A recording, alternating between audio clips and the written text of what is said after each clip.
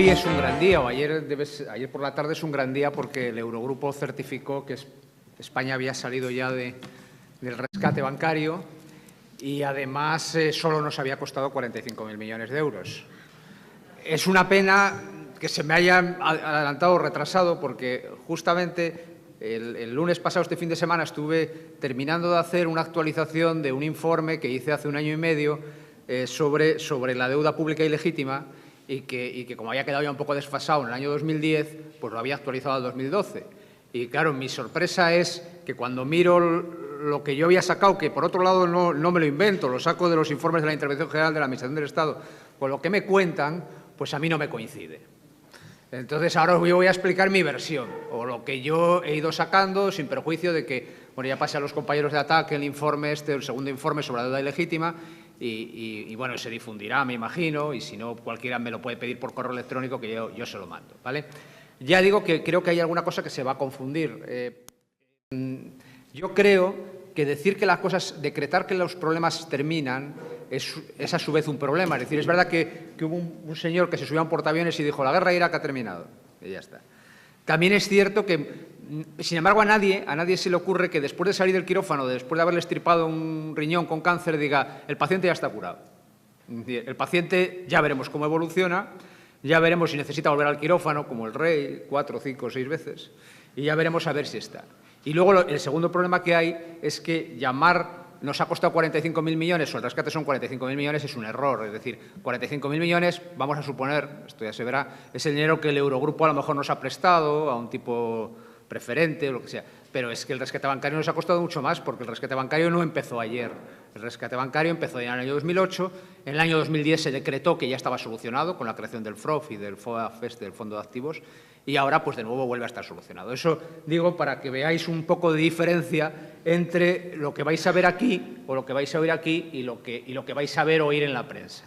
Bueno, esto no es un invento mío, esto es las estadísticas de la Dirección General del Tesoro, de cómo evoluciona el saldo total bruto de la deuda pública. Ya veis que andamos ya cerca de los 800.000 millones, de hecho yo creo que ya se ha llegado, y ya veis dónde está el problema. El problema está a partir del año 2008, donde se produce la escalada brutal, y esa escalada brutal de la deuda pública, como luego veremos, no se produce porque no haya, es verdad que puede haber una caída de ingresos, pero no básicamente porque hayan caído los ingresos, ni tampoco básicamente pues porque se hayan disparado determinados gastos. Está claro, y luego lo veremos, que este incremento de la deuda pública, tan exagerado, se produce por el tema del rescate bancario. Los informes que yo he hecho, este nuevo, siempre hablan de una deuda ilegítima, que bueno, que es a donde quiero llegar, la deuda ilegítima, y luego siempre digo, bueno, pero yo solo he mirado una cosa de la deuda ilegítima, ¿vale? La deuda ilegítima es mucho más, y de hecho aquí hay gente que ahora lo escuchará y probablemente me hable de otro tipo de deuda ilegítima. La deuda ilegítima es la que se gasta para la Casa del Rey, es la que se gasta para defensa, para las Cortes, para no sé qué. Bueno, cada uno tiene su idea, su ideología. Esto es otra cosa, o sea, esto es una cosa más parcial. Esto es algo que yo creo que todo el mundo puede convenir que es ilegítimo. Es ilegítimo endeudarse cuando no tienes como finalidad cubrir unos gastos operativos, no financieros del Estado. Cuando tú pides prestado para dar dinero a otra, para prestar dinero para hacer operaciones financieras, yo creo que no es el papel del Estado y es lo que es ilegítimo. Es lo que comentaba antes Juan cuando decía que aquí se presta uno, presta el banco al Estado. Es decir, todo esto son operaciones, desde luego, por lo menos inmorales. Y mucho más que, desde luego, que el Estado preste a otros. El fino keynesiano, si es que queda algún fino keynesiano, verá que el problema de las políticas neoliberales no está en el 2007. El problema está en que las épocas de crecimiento económico, aunque la deuda pública española es verdad que no representaba un gran problema, andaba, como veis, por los 200, 300.000 millones, tampoco hubiera sido mal momento para, en vez de hacer tanto aeropuerto, tanta alta velocidad, tanto no sé qué, a lo mejor haberse dedicado a haber rebajado un poquito más el tema de la deuda pública que estaba. Pero, en cualquier caso, la conclusión es evidente. Esto es el 80% del PIB. El 80% del PIB lo tenemos aquí.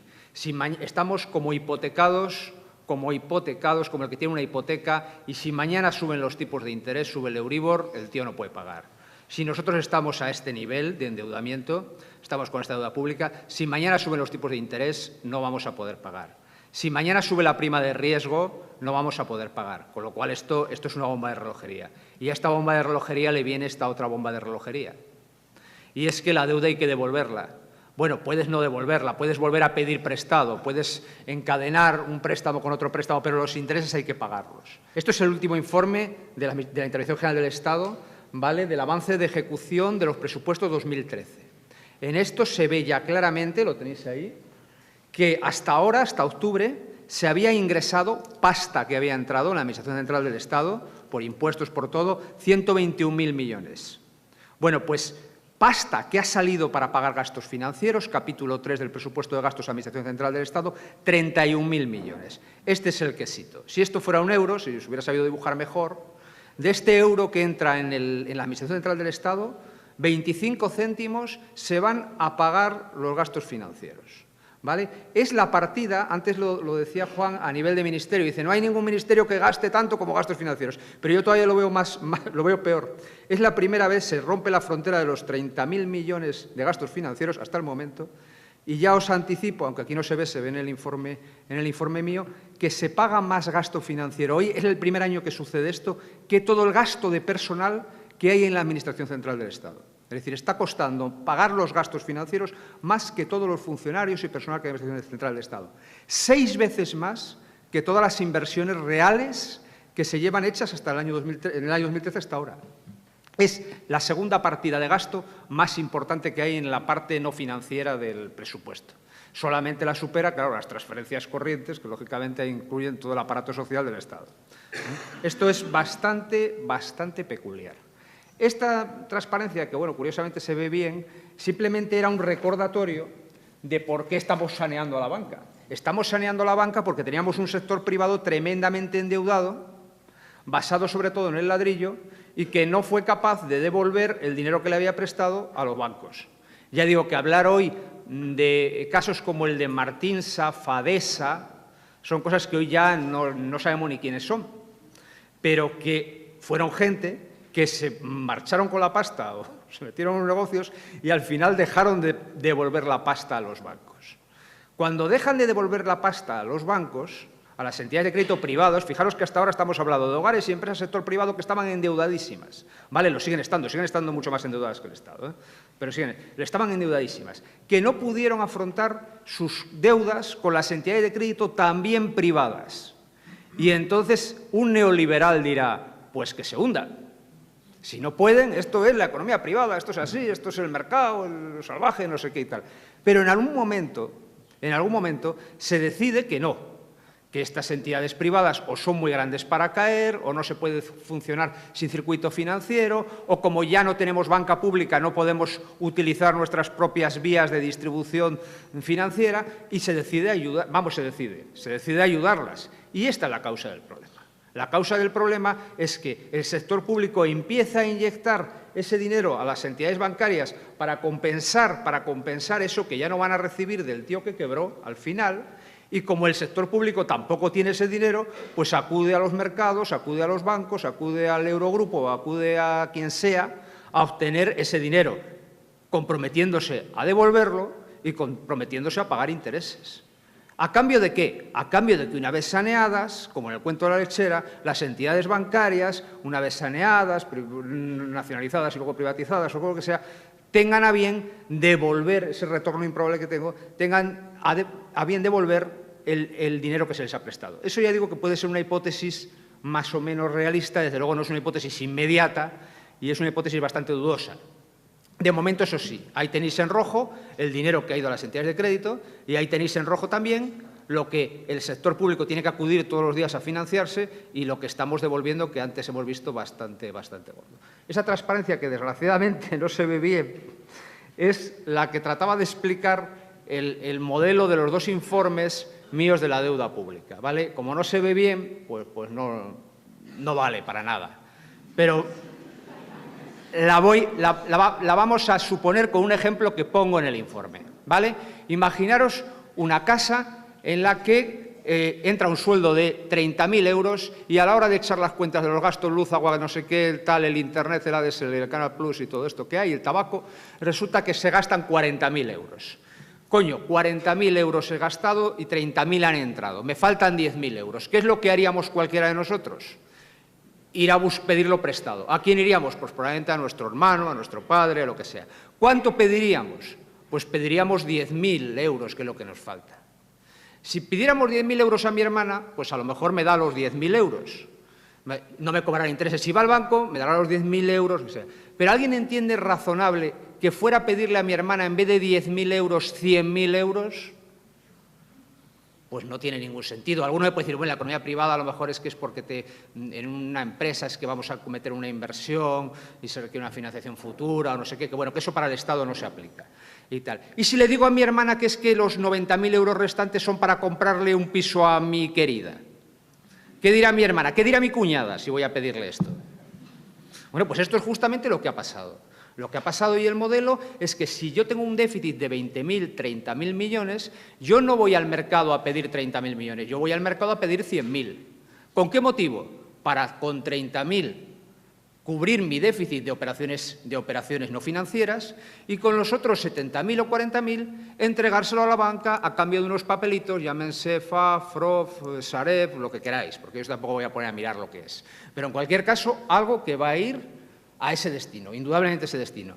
Yo digo que todo ese dinero que pides por encima de los gastos operativos del Estado, ese dinero es ilegítimo. Ese dinero, si lo pides prestado, estás endeudándote ilegítimamente. Entonces, con ese modelo, que es el que sostengo en los dos informes, que ya digo que es muy sencillo, lo puedo hacer en un par de tardes, mirándome las ejecuciones presupuestarias, los informes de la intervención, porque ya de lo que se presupuesta no me creo absolutamente nada. Porque hay que decir que todos estos gastos destinados a la banca jamás aparecieron en los presupuestos inicialmente y luego han sido consignados como modificaciones de crédito, como créditos ampliables, con lo cual ya no sé dónde empiezan y dónde acaban. Todo eso, de momento, no me lo trago. No me trago lo que pone en el presupuesto 2014 de cuánto se va a destinar a la banca. Fijaros, ni siquiera en los presupuestos, y eso no lo he puesto aquí, pero lo incido en el informe, importante, ni siquiera en los presupuestos se nos dice cuánto nos vamos a endeudar.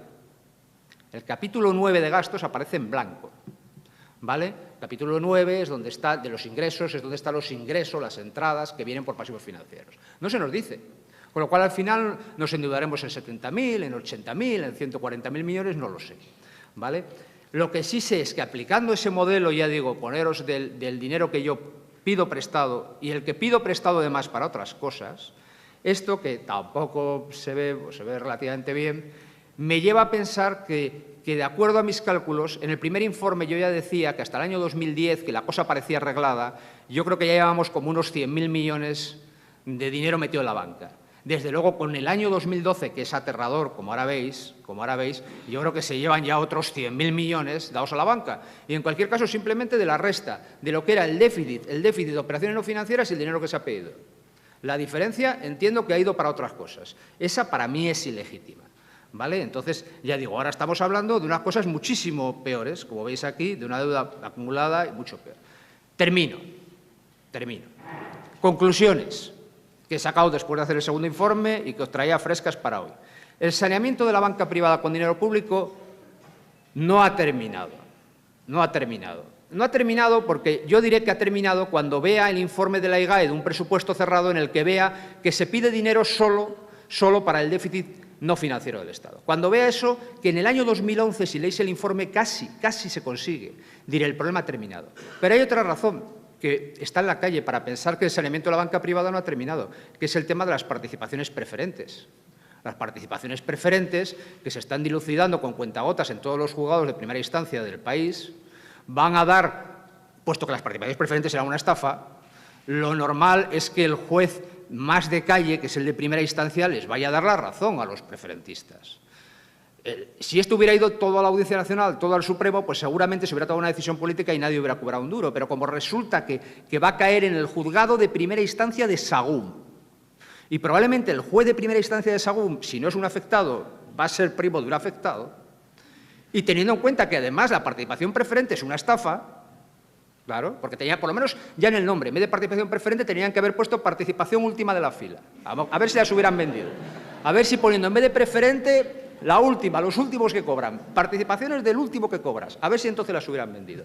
Pues eso no está contemplado. Ya veremos a ver cuánto dinero hay que soltar para el tema de las participaciones preferentes. Ya digo, mi opinión, 200.000 millones, o por ahí andamos, entre pitos, flautas 2008, FAFs, FROFs, rescates europeos, no sé qué, y lo que veo de coger los informes simplemente, que es el 20%, este endeudamiento, desde luego, para mí es ilegítimo, este es el primero que es ilegítimo, yo creo que hasta sin ideología. Luego ya podemos discutir sobre si los tanques o los camiones son ilegítimos o no, pero este está. Y, desde luego, lo que ya es un problemón, Los gastos financieros superan ya los gastos de personal, son 6 veces más que las inversiones reales presupuestadas en la Administración Central del Estado, y esto está a expensas de que mañana los movimientos especulativos no decidan colocarte la prima de riesgo otra vez a 400 o a 500 o a 600, o que el Banco Europeo decida subir los tipos de interés. O sea, estamos en una situación, y con esto ya termino, yo creo que, desde luego, no para abrir grandes expectativas. Con eso tampoco quiero ser agorero. Ojalá que vuelva aquí dentro de un año o dentro de 2 años y os diga, mirad, hoy ya el Estado pide prestado lo que necesita para cubrir su déficit puro de sus actividades. El problema solucionado. Luego habrá que ver cómo devolvemos todo lo anterior. ¿Vale? Pero de momento, entonces, ya diré que el tema está solucionado. Desde luego, hasta el día de hoy, con informes de hace un mes, ya digo que no. Y eso es por lo que os quería contar. Y nada más.